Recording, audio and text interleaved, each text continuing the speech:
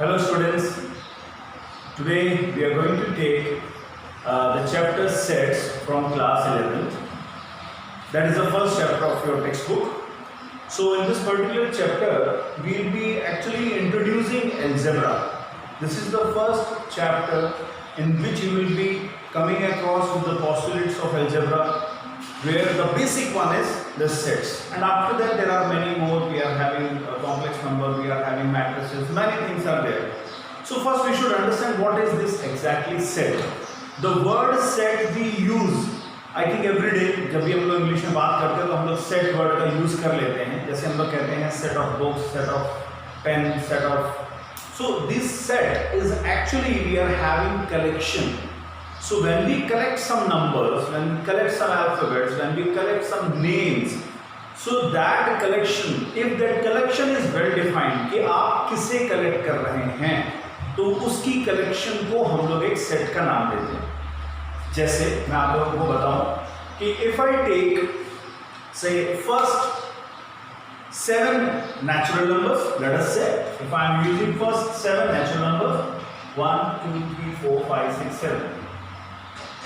And yes, what we have done? We have done the collection. किसकी collection की है? Natural numbers की. ऐसे तो बहुत सारे natural number, कौन से? पहले 7 natural numbers लिए गए. अगर पहले 7 natural number लिए यानी हम अपनी collection को समझा पा रहे, तो हमने समझा दिया. इसका मतलब when they are being separated by comma, हम इसको curly bracket में, ये ध्यान रखिएगा, we will be introducing with the braces. मैं यहाँ बता दूँ आपको, हम लोग braces का यूज करते हैं. ब्रेसेस जिसको आप लोग कर्ली ब्रैकेट भी कहते हो.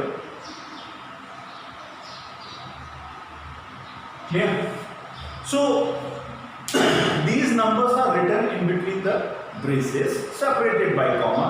तो इसे हम लोग एक सेट कह सकते हैं.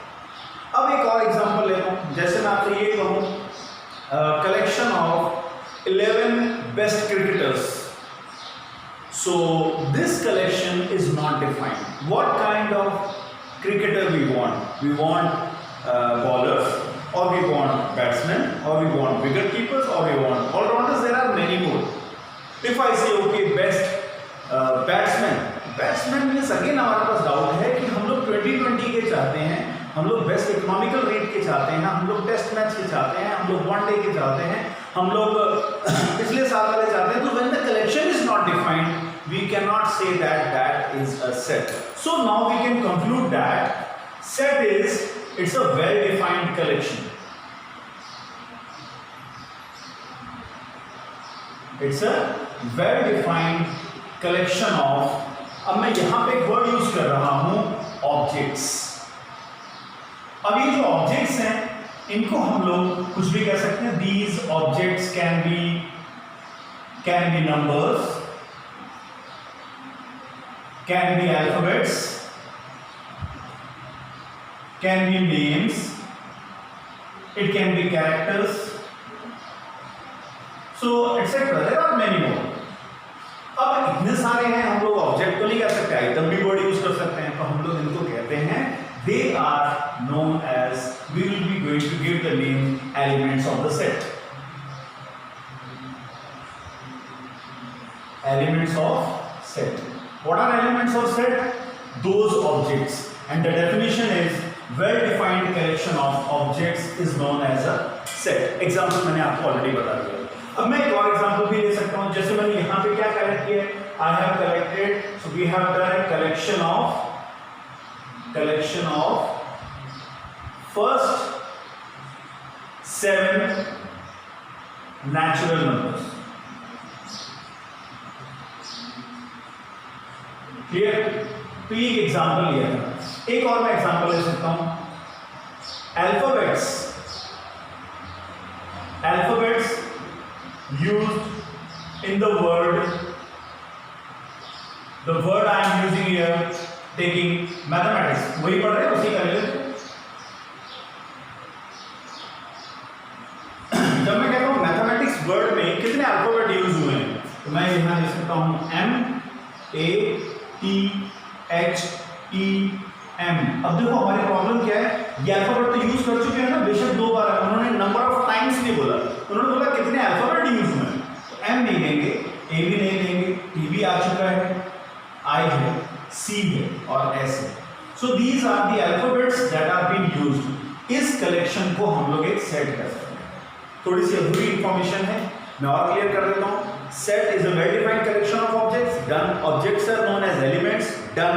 अब इंपॉर्टेंट चीज, a set will always be represented by capital letters, यानी the name of set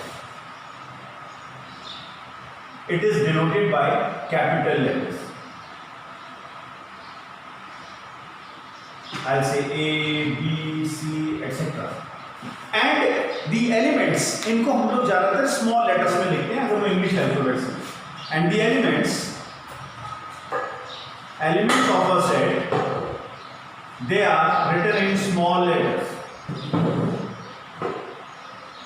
like A, B, C, etc. So these are few things that you have to keep it in mind. हाँ, elements अगर कोई specified character है और वो capital में दिया गया है तो capital में ही लिखना होगा, otherwise elements are written in small letters. अब ये जैसे हम लोगों ने यहाँ पे दो examples ले लिए हैं, I think these two examples may be clear to you. So यहाँ पे भी मैंने इसका नाम नहीं दिया, let me give the name set P. Clear? So I have taken two in which we have came across with the definition and elements also. Clear? Now two examples I have taken. Now these two are sets. Again मैं आपको एक और तरीका बताता हूँ लिखने का। यहाँ पे इस पर्टिकुलर सेट को हम लोग लिख सकते हैं, इस सेट में जो एलिमेंट्स हैं वो हैं x, such that x is an English alphabet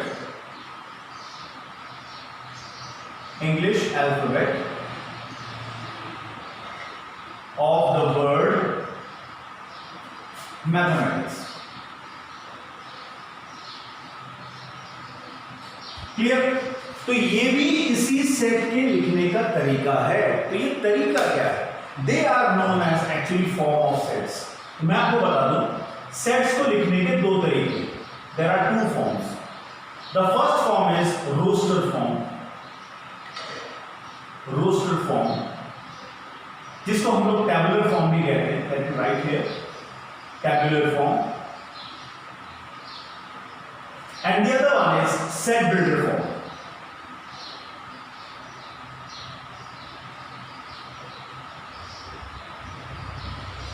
clear? So ये है हमारे first form of sets and this one is the second form of writing a set. Okay, ये हमारा एक फॉर्म है। अब ये जो सेट है इसको लिखने के अगर दो तरीके हैं तो मैं दोनों के बारे में आप लोग को यहाँ लिखवा चुका हूँ, पर आपको ये नहीं पता इसमें से टेबुलर फॉर्म कौन सी है और सेट बिल्डर फॉर्म कौन सी है। जिस फॉर्म में सारे एलिमेंट लिखे होते उसे हम लोग कहते हैं रोस्टर फॉर्म, यानी कि टेबुलर फॉर्म, यानी सारे एलिमेंट्स इसमें लिखे जाएंगे। और एक है हमारे पास set builder form.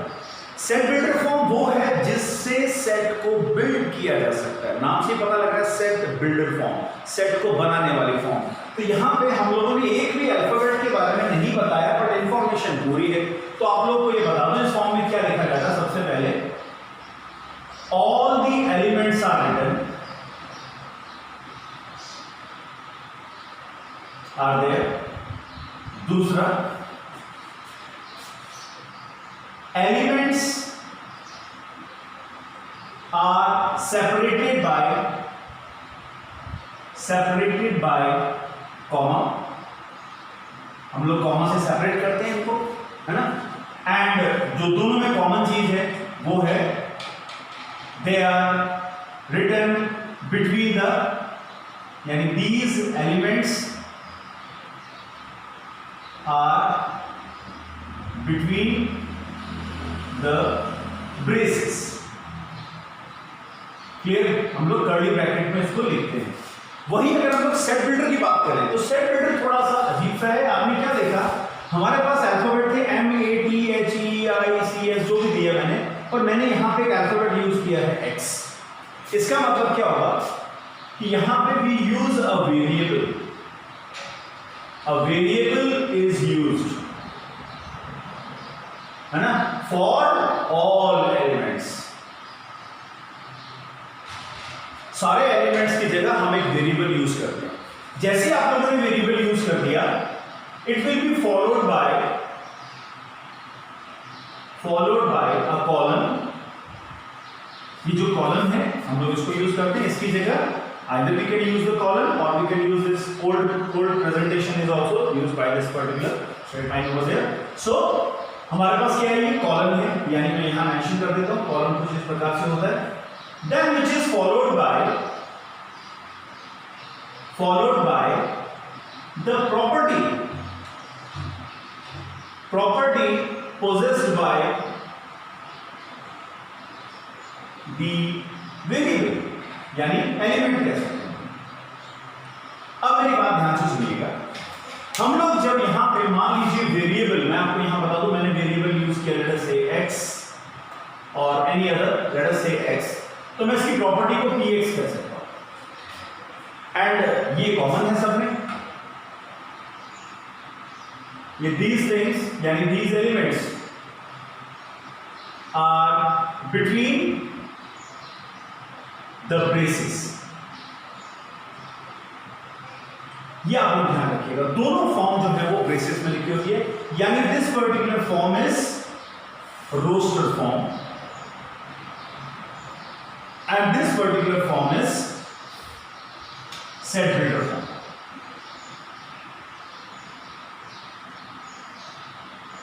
So we are having now the two forms, set builder form और roster form। तो हम लोगों ने क्या देखा, अच्छा मैं एक चीज यहाँ पे मेंशन कर देता हूँ, इस फॉर्म को हम लोग यूं लिख सकते हैं, x followed by px। Let us say px stands for the property, जो उस प्रॉपर्टी के बारे में लिखा होगा। एक छोटा सा एग्जांपल लेते हैं, let me take a set here, example I am taking, where we are going to convert from one form to another। If I say let us take one element 3, इसको सिंगलटन सेट कहते हैं, अभी हम लोग पढ़ेंगे। अब ये element है 3, इसके बारे में क्या बता सकते हो, तो ये जो लिखा है क्योंकि इसमें एलिमेंट लिखा हुआ है तो इसको हम लोग कहते हैं roster form. Set builder form क्या होगी, हम लोग यूं कह सकते हैं, this set, let me say the set as C is containing one element x such that x is a natural number between, यानी मैं यहां लिखता हूं it's a natural number, and one more thing, x is greater than 2 less than 4। अब देखिए मैंने element नहीं लिखा पर मैंने एलिमेंट की प्रॉपर्टी लिखी। So this is all about your definition of set and the form of sets. So now let me take one more part, that is the property of the type of sets। ये type of sets हमारे basics में आते हैं जो हम लोग को समझने जरूरी है। So I am taking a type of sets।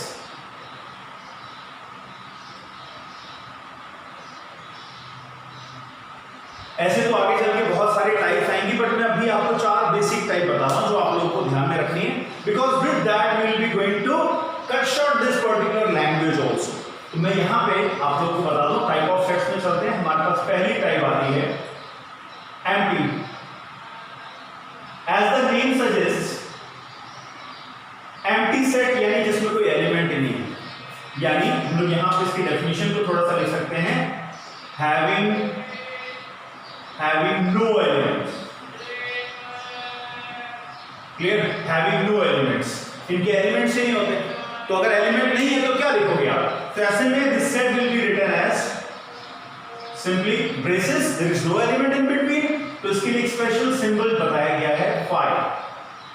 This a Greek letter phi which will be denoting the empty set. अब एम्प्टी सेट की बात कर रहे हैं, हमारे पास एक भी एलिमेंट नहीं है, तो आपको एग्जांपल यहां पे जनरेट कर सकते हैं। जैसे मैं एग्जांपल के नाम पे बताऊं आपको, वैसे ले सकते हैं x such that x is a natural number and x is greater than 1 less than 2, there is no element, we can use x is a vowel of the word, कौन सा word, let me say sky word में कितने vowel हैं, एक भी नहीं, फिर भी वर्ड तो है। तो ऐसे में ये कुछ एग्जांपल हैं जो कि हम लोग यूज कर सकते हैं फॉर एम्प्टी सेट। नाउ एक एक्स्ट्रा सेट पढ़ रहे हैं singleton. Singleton as the name suggest single एक ही है, यानी this is having only one element. क्लियर?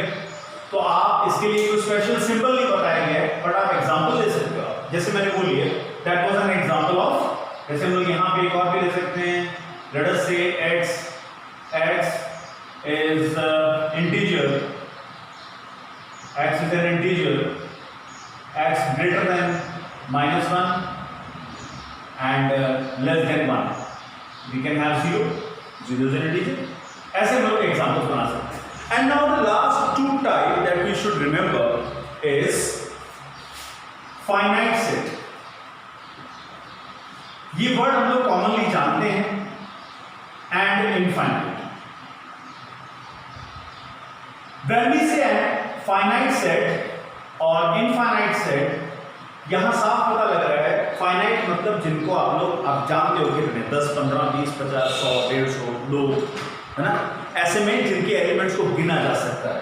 तो हम लोग यहाँ क्या कहते हैं, फाइनाइट मतलब जिनको गिन सकते हो आप लोग. सो मैं यहाँ पे यूज कर लेता हूँ सिंपल सा वर्ड. देखो ये सारे कीवर्ड्स हैं, these are not the definition. पर डेफिनेशन लिखवाने इंग्लिश के क्वेश्चन हम ना कर रहे हैं, यहाँ पे डेफिनेशन लिख रहे हैं हम लोग सिर्फ कीवर्ड्स याद रखेंगे. फाइनाइट मतलब क्या हुआ, काउंटेबल, काउंटेबल एलिमेंट्स, जिन एलिमेंट्स को आप लोग गिन सकते हो. और ये क्या हुआ, अनकाउंटेबल एलिमेंट्स, अनकाउंटेबल एलिमेंट्स. अब इसका मतलब ये हुआ कि अभी तक जो एग्जांपल्स ले रहे थे वो सारे के सारे फाइनाइट सेट्स थे, है ना. इसके अंदर हम लोग गिन सकते हो, ये सारे तरह दे रखे हैं. इसके अंदर एक कीवर्ड आप लोग को ध्यान रखना होगा, we are having cardinal number. Cardinal number होता है number of elements of a set. मैं यहां पर मेंशन कर देता हूं.